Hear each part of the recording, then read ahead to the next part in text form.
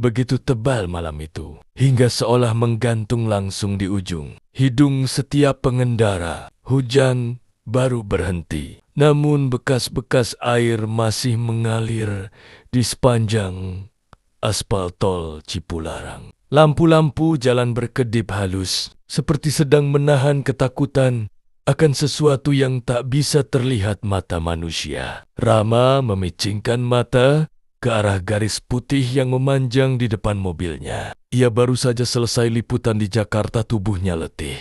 Namun, pikirannya penuh. Ada alasan lain mengapa ia memilih untuk menyetir pulang malam-malam begini. Padahal, ia bisa menginap di kantor berita. Ia ingin membuktikan sendiri rumor tentang kilometer ke-22.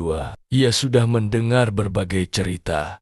Mobil remblong tiba-tiba, sopir mengaku melihat perempuan berjalan di tengah jalan. Suara tangis yang terdengar dari jurang sampai truk-truk besar yang mengaku remnya mengeras saat melewati lokasi. Rama tidak percaya hal mistis. Ia selalu mencari penjelasan logis. Tapi malam ini, ia akan memulai bab terburuk dalam hidupnya.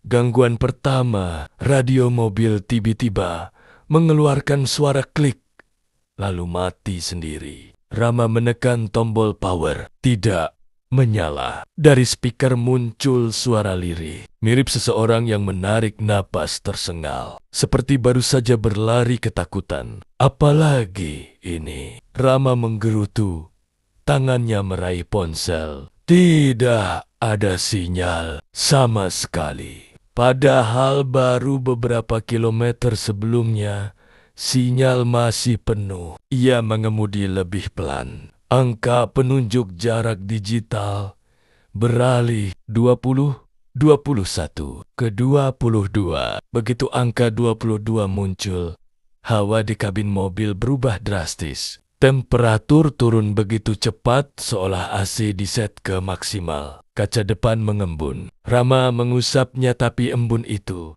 malah membentuk sesuatu. Jejak tangan kecil, 5 jari, mungil, seperti tangan anak kecil yang menempel dari dalam kaca. Apa ini? Napas Rama tercekat. Kaca kembali mengembun. Kali ini muncul jejak tangan yang lebih besar seukuran. Orang dewasa tepat di samping jejak tangan kecil tadi. Seolah ada 2 sosok yang mengintai dari balik kaca. Namun saat ia menatap lebih lama, jejak tangan itu bergerak turun, meninggalkan guratan panjang seakan sedang menggaruk kaca. Tuh, perempuan di tengah jalan. Saat pandangannya kembali keluar, seorang perempuan berdiri tegak di tengah jalan. Gaun putih sangat lusuh, sobek di bagian bawah, seperti ditarik sesuatu. Rambut panjangnya menutupi wajah. Kepalanya sedikit condong ke samping. Tak wajar, seolah lehernya pernah patah. Rama menginjak rem dalam-dalam. Ban mobil melengking keras. Mobil berhenti hanya beberapa meter dari perempuan itu. Bu, minggir! Ini jalan tol. Perempuan itu tidak bergerak, tidak menoleh, tidak menghindar. Rama menekan klakson keras, tetap tidak ada reaksi. Ketika ia memicingkan mata, wanita itu perlahan melayang sedikit. Tidak sampai 1 sentimeter dari tanah, namun cukup terlihat. Perlahan, kepala perempuan itu bergerak memutar. Bukan menoleh biasa, tapi berputar hampir 180 derajat. Seperti boneka rusak yang paksa diputar. Wajahnya terlihat kulit pucat kebiruan. Bekas luka memanjang dari pelipis ke dagu. Mata cekung,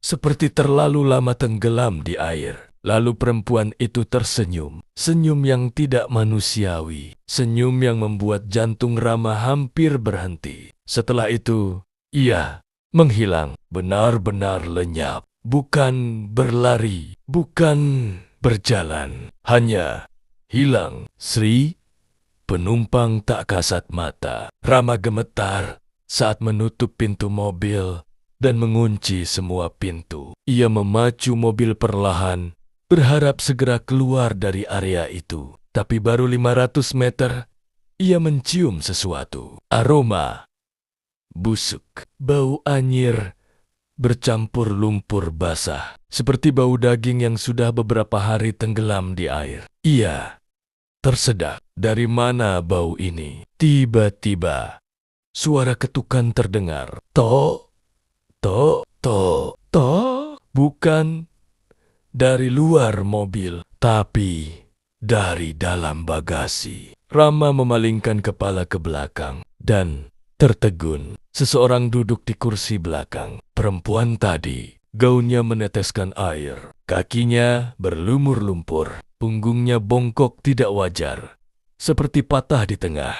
Kenapa kamu? Suara Rama hampir tidak keluar. Perempuan itu mengangkat wajahnya. Rambut basah menetes ke jok. Mulutnya bergerak kecil, seperti berusaha berbicara dengan suara yang sudah lama hilang. Tinggi.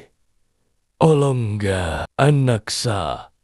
Ya, Rama mundur ketakutan hingga menabrak pintu. Perempuan itu memiringkan kepala lebih dalam sampai terdengar suara krek mengerikan.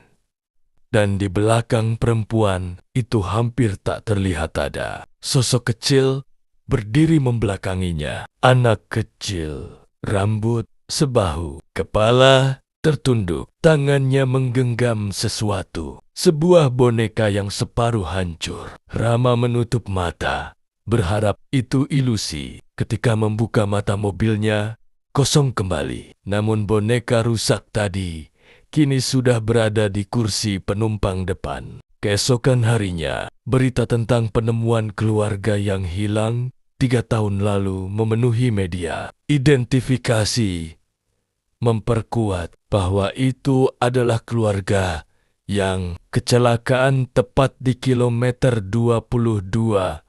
Namun, jasadnya tidak pernah ditemukan. Rama menulis laporan panjang semuanya.